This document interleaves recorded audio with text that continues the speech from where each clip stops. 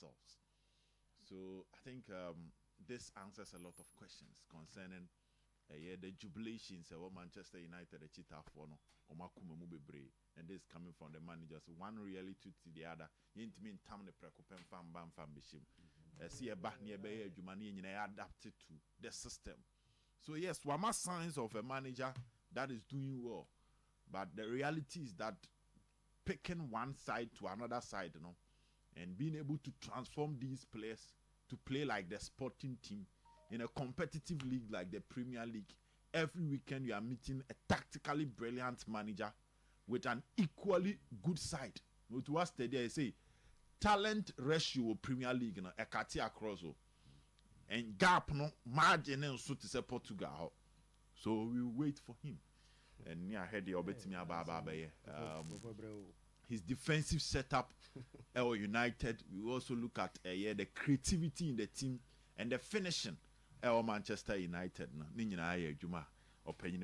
But City are in a bad form. So too, this is their third defeat back to back. Yes, something that hardly happens. And one thing that you love about Pep Guardiola is that after this game, I'll say he's happy about the challenge. City have been dominating the Premier League. They've had some of these difficult moments, but they bounce back. But it looks like this one is a bit deeper, kakra. So for the manager, in himself, Pep Guardiola, he always wants to see himself going down and coming back to the top. So was starting saying he loved the challenge, That is going to be an interesting scenario in Premier League. But Sporting yesterday, they were close to perfect. So that was a lovely game from them. Their defense, their average position, their fullbacks, the middle two, double pivot, pivot 1, pivot 2 in the middle. How Juma against Manchester City and how they were linking up so quick. Now it was exceptional. So still talking about managers who are doing well. It looks like every week can be a better now. We have a new way of singing praises to Coach FN and Slot or Liverpool. Especially Abraham and Gravenbeck, how were used in the absence of Zubimendi Mo on said Liverpool in an attempt to replace Fabinho. That club side, one unsung hero, I know what team Fabinho. Now on Shedan ten Hunsen Bebre and Shedan Bonabasu Bebre. By Jumediana and Casa Nema Liverpool Finfin Hoyer Jumano account. He was the base of the counter press or the Jane press and an Liverpoolian, pushing men forward to regain possession right after setting Nibe Lusu born. He was the base of it. The tactical fouls, the interceptions, the blocks, Onya a deep in form, and Liverpool tried so many means to replace him. On the Liverpool called Kaisedo, Liverpool called Romeo Lavia, let Tom Kofa Endo, Eddie Bessusano Kakra. But how our coach and Slot used to Gravenbeck in the Premier League and also in the UEFA Champions League, idea about Kwamisoto, Nipa Bibre, so many people didn't see it coming. Now, in terms of Premier League interceptions, he's up there. He's a player that you struggle to dribble. So he's a proper screen protector of the Liverpool back four. He covered the spaces anytime the fullbacks never come at him, and that is solid from Coach FN and Slot. Another thing as Slot I say, when you improve the defensive work rate of Trent Alexander-Arnold, go to idea about you don't hear people talk about it. But this season, we've been watching the games of Liverpool. You see that Arnold ain't a liability in terms of defense. In the past, yes, and no kind of man for pushing the agenda said he's not a defender. He should rather be playing in the middle because but now his timing, his positioning, his defensive awareness as a right back, and at the same time, and the offensive duties, the creativity now in terms of assists, crosses, and deliveries. So, according to another my team friend Liverpool, and these are all some minor things I hear coaching. Why? No, we talk about Luis Diaz. Diaz so transformation, keeping him closer to the penalty box. The Mauricio Sarri, Bima Eden Hazard, and one coach you saw Ababe, Ediama Brandt friend Luis Diaz. So Liverpool Yambo Mabaso, Amoma Ezavi Alonso, a lovely welcome at the Bar Amford Hoppe. The big game yesterday, the game called so Santiago Bernabeu. Oh, now, yes, that was a big game. I mean, we are talking about one side at the Champions League 15 times against another side at the Champions League 7 times. We to Kanimi and Nkwabuma about 22 Champions League trophies. So when these two teams issue on a Champions League night, they say the day for the Giants. A venue like the Santiago Bernabeu, a lot of history when it comes to Champions League night. Into Omushia Sanams to it definitely the big game. Now, the issue of Madrid, and now Karim Benzema can't say me say Mbappe will function so well on the left, but currently the best player out about the left wing, a honorable. So it created the issue. And then Mahou's stories have started by saying Mbappe is not pleased with the decision to play him as a striker instead of operating from the left wing. This same Madrid team, apart from say Mbappe and Vinicius or more right position other than Sema Ayekano, another aspect of the discussion also say Jude Bellingham, I'm still too. Last season he was Madrid's player of the season, solid player in the La Liga.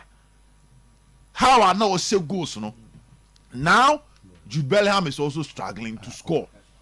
Into also there are issues with it, and there are problems with Jude Bellingham repeating the end last season, an unsolved tactical decision. Now, when you move to the defense of Madrid, Mr. Tuo, it is to slice through the defense of Madrid. And now, Couture Prayer, the organization at the back, Adania Semfofro. So the entire Madrid team, midfield, in the absence of Toni Kroos, Mr. Tuo, and now game the course for Portugal and the course for Spain, actually, the importance of proper midfield organizers. City there in the absence of Rodri, and Madrid, one of the issues Nepal the absence of Mr. Toni Kroos. Oh, Madrid in Finfio. Now, on he starts the build up for the other players to do the defensive work. All right. It's not an issue of Ancelotti. Okay. But this will be an Ancelotti and Derby. On the Namfu Fraba Betonquenum. And how I'm betting your canning in album is a different issue altogether. But he will need time. But he will need time because that's what they said. He's delaying because I'm not Omunya results. No, they expect him to find a good role for Mbappe. Said they'll get the results. The good role also for him to the extent that people cannot even leave them and come. That is true. But the good role, no, front three, no, and not even front two, no. Omunya occupy zone back.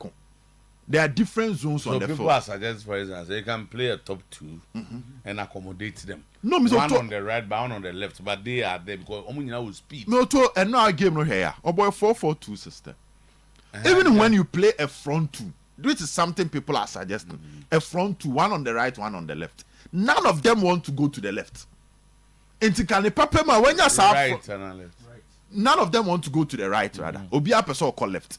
Nti ka the papa mu anka front two with Jude Bellingham as a number 10. Na nka no omu biemu a. Ade ase. Na nka no biemu a. Na nka ba akukwa na nka no aba be the first 9, which is a repeat of last season. Because last season Rodrigo here, Vinicius here, the moment they open up, no one move from the midfield to come and act as a first 9. But here is the case that Mbappe nim function here creating the issue. Now without the ball, he adds little to the defensive work of the team. Vinicius will add little. But fortunately for Madrid last season, there was Rodrigo. Based on the data Madrid won, he was the workaholic attacking option for Madrid team. All right. It goes deeper than Ancelotti. Okay. They will still need to take their time in terms of Madrid cannot take time. That's the standard, and that's what makes the job difficult. Yeah. But every manager be able to take you over so too. He has a lot of work to do. Thank you very much,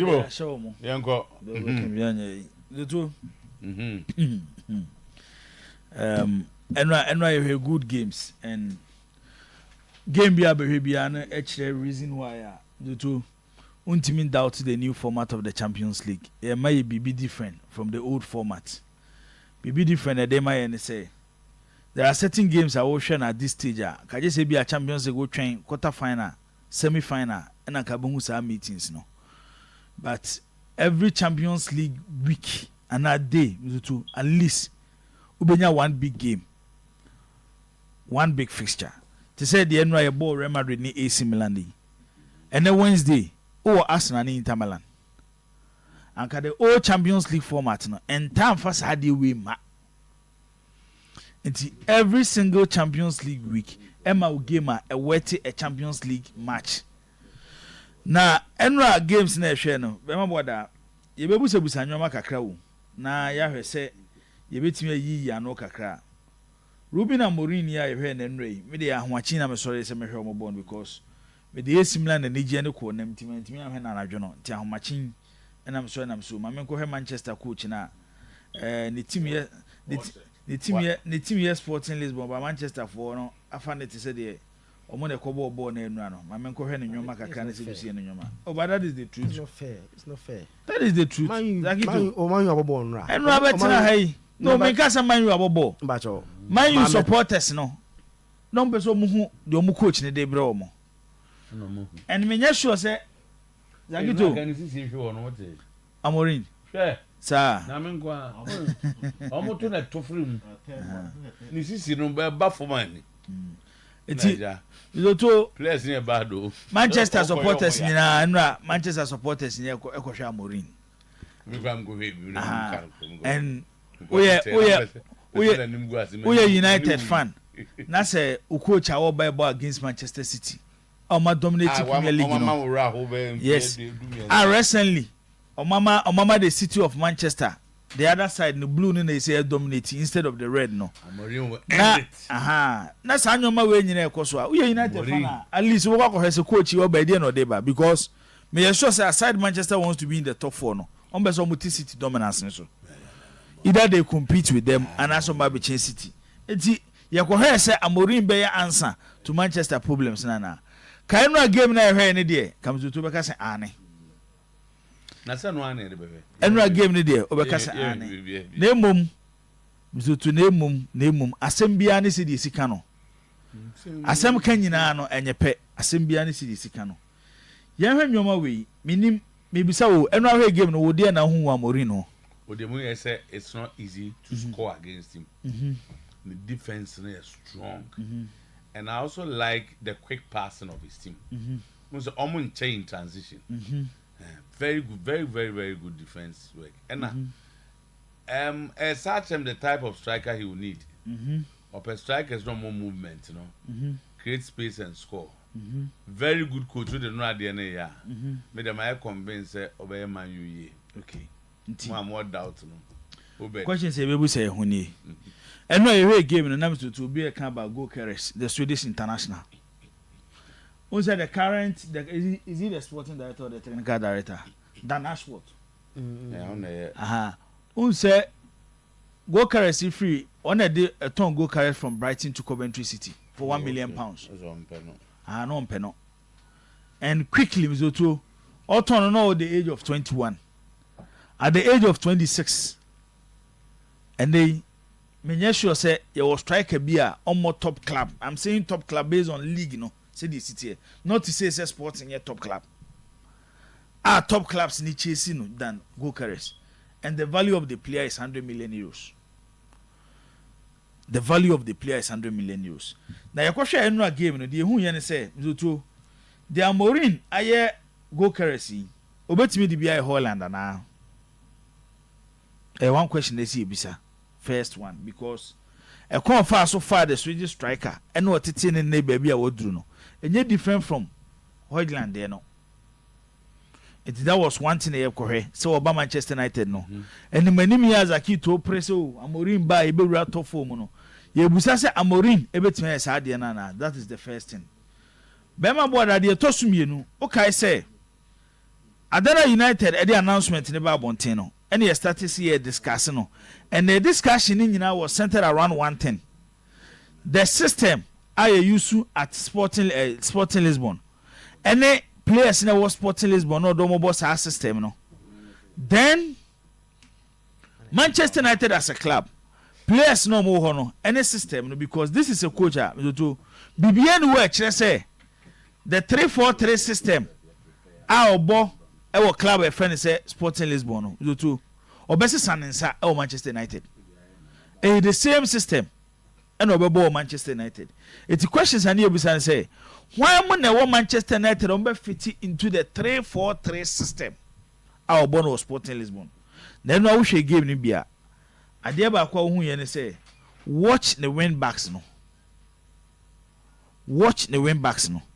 it's back to yensem na ye can it's not about names edin obi wo what the player offers in the system and it is so important it's ebia betia wo look sure mizoto ebia betia wo look sure ubetia hype look sure ubetia kade o kabia says Zakito Kano he's the best left back in the Premier League ni wan but asemba kwa e be sheda de watena se na ebusa ne says Zakito yi look sure ya sema wo kan any boy here no a okohwe Manchester City ne Lisbon sa kwenda ya no obo from the left wing or your left wing back no mbiketuo anyhow why you so used to the system look sure betimi ayi o to no betimi obeka se da bi oreho na anamistotuo obo mo right wing back no wo na dwuma na wo ya then you ask Manchester United right backs no mo no see dan obi di na koye right wing back a why na betimi ayi se adwuma no eno na chen no said there's a key to the two screen so or check when you fast show mu go the quick passing one touch football especially from their midfield how the players were quick in their decision on train my ball into no answer no take decision ball na background no afa no ho adwene nim baby so in two transfer periods he gets 4-5 players on be added to those who can do it enti answer baby say by summer no only team enti ebesi betu Zakito for say ade na hu ne fefefe enura e wo Jose Avalade Sports Stadium no Portugal no enye wo tene mu ana atu nye so ba Manchester United no be nya abotre January and summer nya abotre na onfa mabedo mu team no it was a good result especially against Pep Guardiola beating Guardiola to his game because Manchester City and Guardiola side bia no hardly will you play against Manchester City and Guardiola team because to betia control ball ubenya good passing lanes ebe ne nam ne team e wa bra won team tracy baby our passes ne nam no it you cannot take the credit away from Ruben Amorim game na Manchester United supporters ne confidence owura ya wo bai die ebi ni da so ebetimi abam it ye be hwe de Amorim ene Manchester United team no after the international break said obeshe United team how United team be compete again back the old Manchester United and amisto to yenyina yenim no to Santiago Bernabeu Champions League uni echirenche ya nyomebu bebre wo ha miso to wonti ase eno na make say yes Madrid are favored because before their defeat to Barcelona so to normal call 42 games unbeaten in all competition before eno game omni AC Milan boy you know normal call 15 Champions League home games without a defeat na football no ayana enwanwa say just 2 defeats. And they the Eban say Carlo Ancelotti the future is at risk or Real Madrid you bet me asake at any time reason they say because we lose to Barcelona and we sabe lose to AC Milan in these 2 games no Oma conceded 7 goals Real Madrid actually only 1 goal out of the 7 goals na ya shede etia omo no it's there na kire the kire ne say 1 Real Madrid defense dey leaky goals 2 Real Madrid attack intimi goals inti ababa ye coaching problem yes a coaching problem and ye nyina ebe dia tum because eno ani ye ko game ni mo no so to metena aka say the 2 teams ni to ho baby obi be betimi win game no and say the weakness of AC Milan defense no their right back position baby Emerson Royal wo no sa so na Real Madrid team no se Milan betimi a shoma how Milan ebe use the right side of Real Madrid defense baby Lucas Vazquez one nti enya Lucas Vazquez of Real Madrid playing at the right side obo number 2 and enya Emerson Royal of AC Milan elbow number 2 players omo ba be hie omo Vinicius to Emerson Royal then Rafael Leao to Lucas Vazquez the obenya ni day no and our coach obeti map up a strategy to stop one no understanding a chance of winning the game Paulo Fonseca bargain and this was his strategy or surprising will be because the Padodo was saying and I expect to say Yunus Musa will start the game but Ostati Yunus Musa said the bear anytime will be a Vinicius Junior Beje Bono Milan will double up Vinicius Junior Banya Emerson ebenya Yunus Musa to beat them before Ansana the person yen waye and echo to perfection.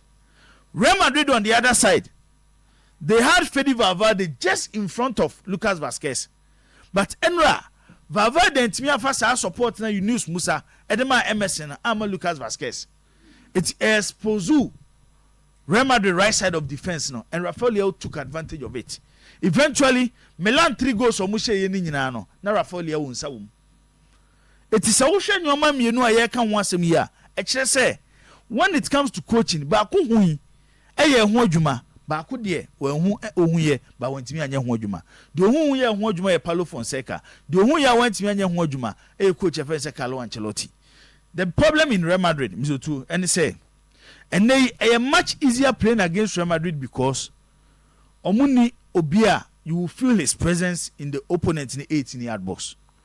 So Real Madrid jibbo no mo start so mo ko attacker. Mostly I hold the position of Kylian Mbappe. Or you outside the position 18-yard box. But based on rule now obono and our position now ojina aye number 9 no. You expect Real Madrid so mo ko attacker. Kylian Mbappe should be in the position 18-yard box. Using the movement to cause problems, create spaces for players no more they born no, but you don't see those things in Kylian Mbappe. It's nay, I'm a Real Madrid team now to ya can want some no. It's becoming a problem because of players no more no. Yes, Real Madrid has do stage and Kefu say Galacticos never anymore no. When it comes to player management, coach was standing tall, a do player management Carlo Ancelotti. But games are here against Barcelona and AC Milan actually say, and they need a coach, not a manager. They need a coach, not a manager.